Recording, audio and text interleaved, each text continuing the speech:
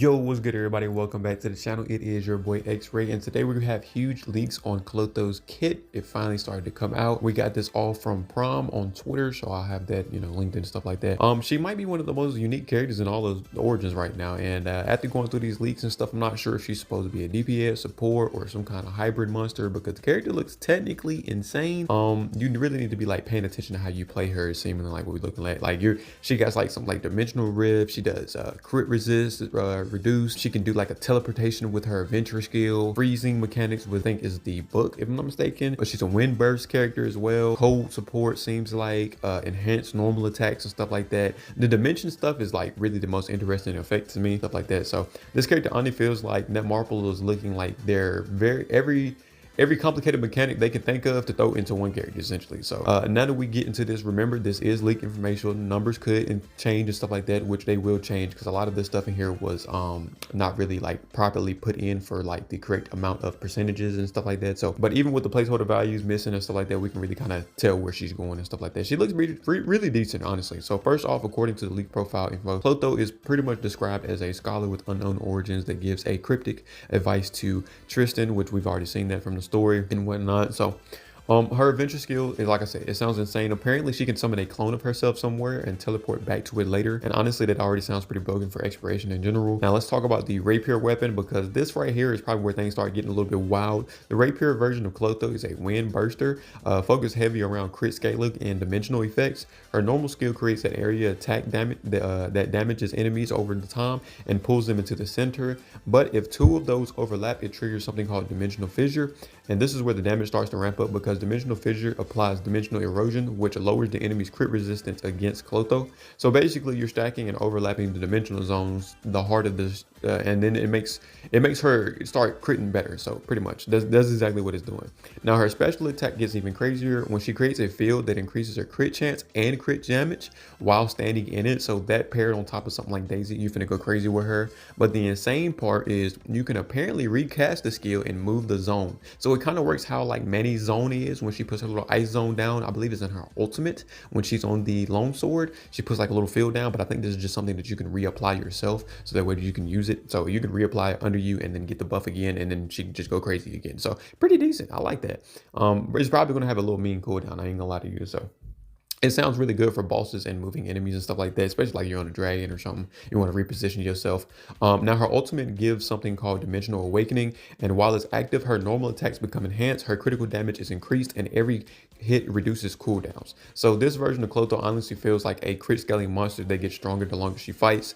Now let's talk about the passive, because this might be the most important thing of the whole kit. Clotho apparently can apply something called Void Rift to enemies. Then if a wind burst activates against those enemies, it will transform into Dimensional Rift, which repeatedly deals wind crit damage over time. And this is why I think Clotho might age extremely well, because she already has a built-in wind burst synergy, meaning in future wind characters, she will make them even stronger later. Now moving on to her staff version, and honestly this is the one that looks more pure sustained DPS. She still uses dimensional zones and fissures, but instead of leaning heavily into crit setup, this version is stacks wind damage over time. The passive specifically increases the wind damage over every time she triggers dimensional pulse or dimensional fissure.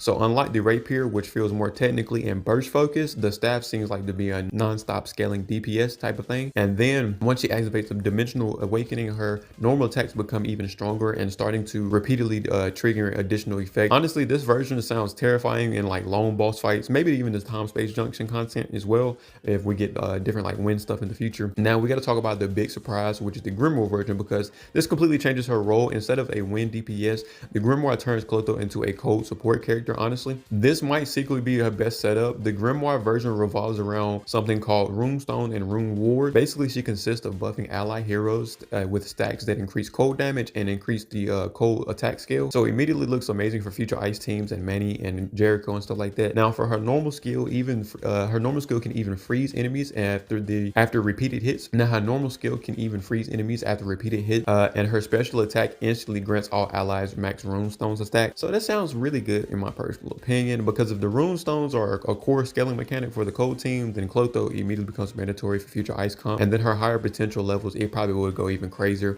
She also, and then at her higher potential level, she even goes crazier. She boosts ally cold attack, cold damage taken, defense shatter, and overall cold scaling. So the Rapier staff look like a selfish damage build pretty much for her, and then the Grimoire honestly looks like an in-game support monster for you. Now overall, my biggest takeaway from these leaks, Clotho looks extremely high skill ceiling. Not for like a beginner player. You're gonna actually be managing a lot of different things: the dimensional zone, the overlapping effect, normal, enhanced normal, critical scalings, the rifts, the rune stones, and just positioning in general. So this character seems a little bit complicated, but maybe you will get the hang of it once you get some time played on her. But honestly, those are usually how the characters become broken later on. You have a whole bunch of stuff working into the kits and stuff like that. And hopefully she'll be good for future scaling and whatnot. So the wind synergy, cold synergy, dimensional mechanics, zone stacking, all of that is genuinely feels like a really fun character that Netmarble clearly wants to put a lot into, especially seeing that this is an OC character. And yeah, that makes it way more excited for me, honestly. I'm very interested in seeing what she does now. I might actually go ahead and try to max her out if she's looking really good.